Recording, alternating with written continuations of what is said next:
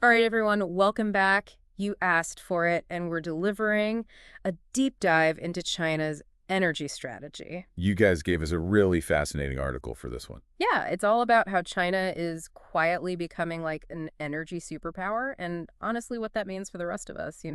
Yeah, and it's not just about China like producing more energy, I think, right? It's about how they're trying to like strategically control um, key parts of the entire global energy system. Right, it's being framed as like a US-China energy race, but it seems like way more than just like tech, don't you think? Oh, absolutely, yeah. It's about global influence, right? Like Yeah. who sets the rules for the future of energy. Mhm. The U.S. has been in the lead for so long, but with China's investments, especially in renewables, it's like they're catching up, they're pulling ahead. So like the US is kind of just sitting there and China's out there training for the marathon and now they're sprinting ahead of us. Yeah, yeah, I like that analogy, and this kind of raises the question, why is controlling the energy sector so important? Well, energy fuels everything, the economy, manufacturing, even like military strength. If you control the energy source, or even just like the technology behind it, you have a ton of power on the world stage. It's not just keeping the lights on, it's about who controls the entire like switchboard, right? Exactly. And speaking of like switches, this article had a crazy stat about solar power. China now controls something like 95% of the polysilicon market. That's like the main ingredient for solar panels.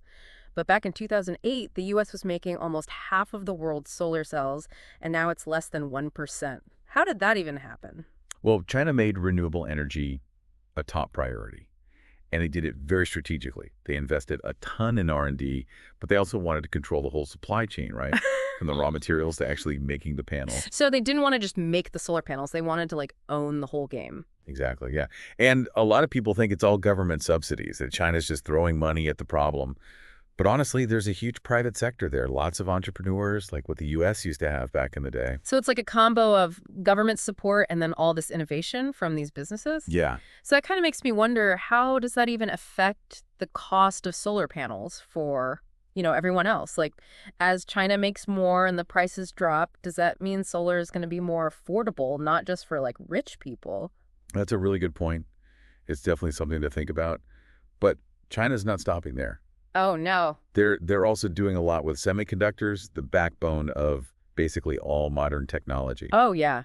We've seen like trade wars start because of this. Semiconductors are in like everything, our smartphones, even weapons. Hmm. And even though the US is trying to limit their access, companies in China like Xiaomi and Huawei have already made 3 nanometer processors. That's like cutting edge stuff, right? Are they catching up to the US? They're not just catching up. I think they're trying to pass us up completely.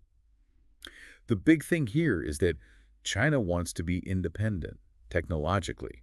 They don't want to have to depend on any other country for something as important as semiconductors. So they've got solar, semiconductors. What else is in their playbook? Well, get ready, because we're about to talk about the electric vehicle revolution happening over in China. Oh, yeah, I've heard stories. What's it actually like over there? Well, it's a massive change. Sales of like foreign cars in China are way down, and all these Chinese EV companies are exploding in popularity.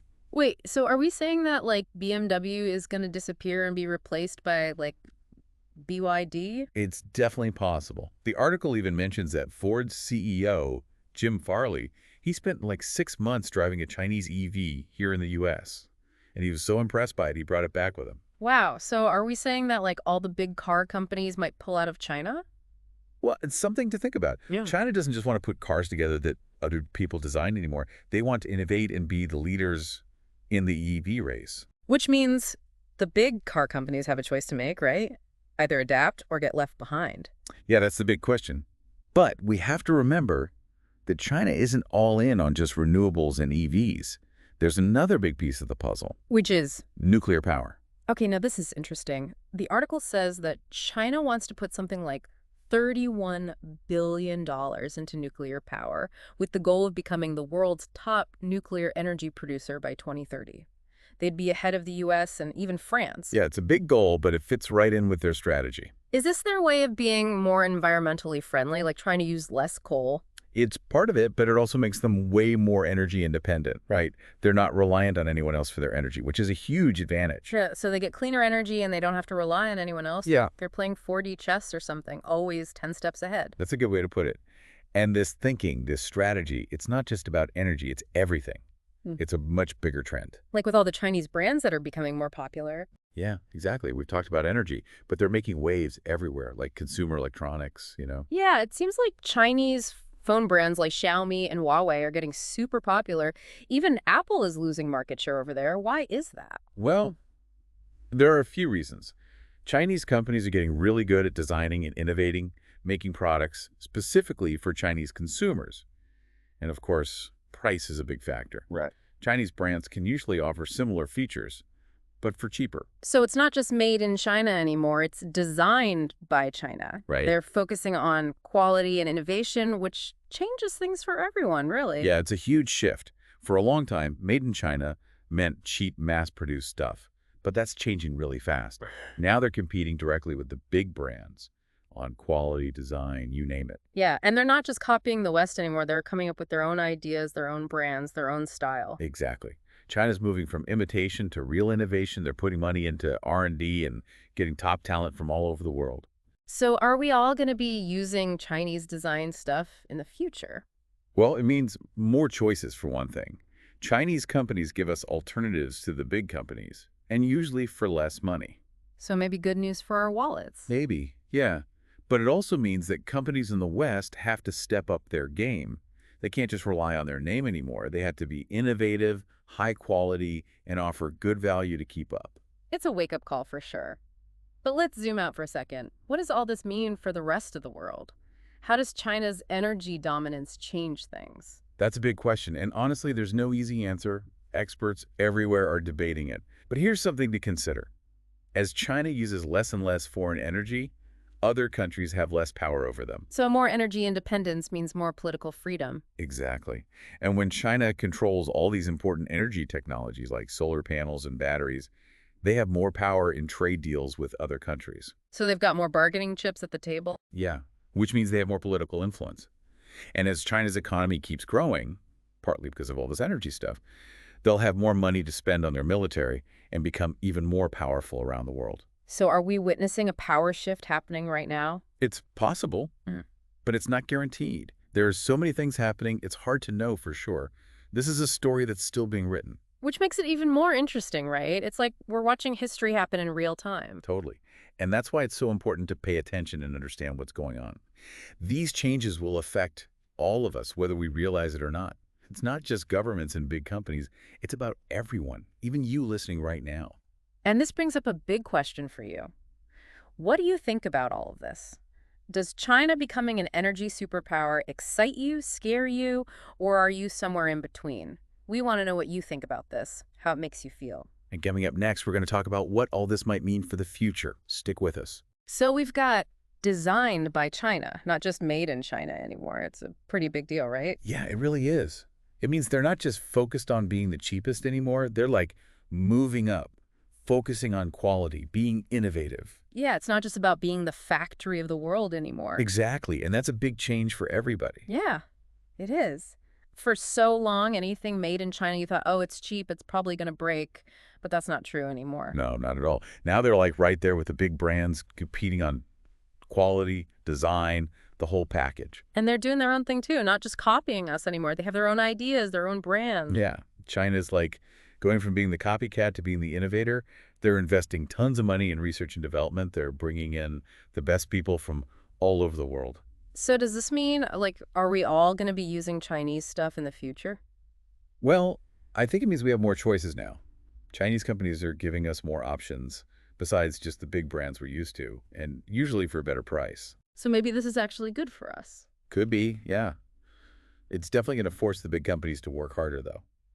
They can't just coast on their name anymore. They got to actually innovate, make good stuff, and make it affordable. So it's like a wake-up call for the West. I think so. But let's zoom out a little bit. What does all this mean for, the whole world? If China's the big energy guy now, how does that change things? Ooh, that's the million-dollar question, right? And it's tough. Nobody really knows for sure, but there are some things to think about. Like, if China doesn't need energy from other countries anymore, those countries can't really pressure them into doing things. So more energy independence equals more freedom, basically. Exactly. And because China controls all this important tech now, like solar panels and batteries, They have way more power when they make trade deals with other countries. It's like they have a better hand now. Right. They can negotiate better, which makes them more powerful. Plus, as China's economy gets even bigger, they'll have even more money to spend on their military, which could make them even more powerful globally. So, like, is the whole power dynamic of the world shifting right in front of us? Maybe, but it's not a sure thing. There's so much going on, it's hard to predict. It's a story that's still being written. That's what makes it so interesting, right? It's like history is happening right now and we get to watch. It is. And that's why it's so important to understand what's happening. Yeah. Because these changes are going to affect all of us, whether we know it or not. It's not just about governments and big companies, it's about all of us, including you listening right now. Exactly. And this kind of leads me to a question for everyone listening. What do you think about all this? Does China being the big energy guy make you excited, nervous? Tell us what you think. How does it make you feel? We want to hear from you. And in the last part of our deep dive, we're going to talk about some of the possibilities, what all this might mean for the future, so stay tuned. Welcome back to our deep dive on China and their, energy strategy. We've covered a lot of ground, right? Yeah, from like solar panels to EVs, Yeah. even nuclear power. And it's been pretty clear that, China's got this whole multi-pronged approach. They're thinking way ahead. They're playing the long game, that's for sure. Something, honestly, the West could learn from. One thing that really sticks out to me is that this isn't just about, energy. It's about power, right? Economic power, political power, global influence, all of that. Absolutely. As China gets more and more energy independent and their technology gets better and better, it's going to change the whole balance of power in the world. But that doesn't automatically have to be a bad thing. That's the big question, isn't it? Is this a win-lose situation? Does China winning mean someone else has to lose? Or could everyone actually benefit from this? I think there's definitely room for everyone to work together, find ways to both benefit, take their expertise in renewable energy, for example. If they shared that knowledge, helped other countries use cleaner energy, everyone would win. So instead of being scared of China, maybe we should be looking for ways to work with them, make progress together, especially with climate change and all that. We all need to find solutions. Exactly. In a world with so many huge problems, working together just makes sense, right? Instead of fighting each other all the time, which hasn't really worked out that well in the past. Yeah, it makes sense. But for that to work, everyone has to change their thinking, right? The Yeah. West, China, everyone. We got to get past all this suspicion and rivalry and actually try to cooperate. That's a tough challenge, but if we can do it, the payoff could be huge. Before we wrap up, I want to leave you with one last thought. We've talked about the big picture stuff, but what about how all this affects you directly? Your life, your job, your money, all of that. Yeah. What kind of opportunities might come up because of all these changes? What new challenges will we have to face? Those are good questions to think about. The world's changing really fast, and the decisions we make today will decide what kind of future we all end up with. So be curious, stay informed, and keep paying attention. The future is happening now, and we all have a part to play. That's a great point to end on. Thanks for joining us for this deep dive. We hope it's been, informative and made you think. Until next time, keep exploring, keep asking questions, keep learning in it.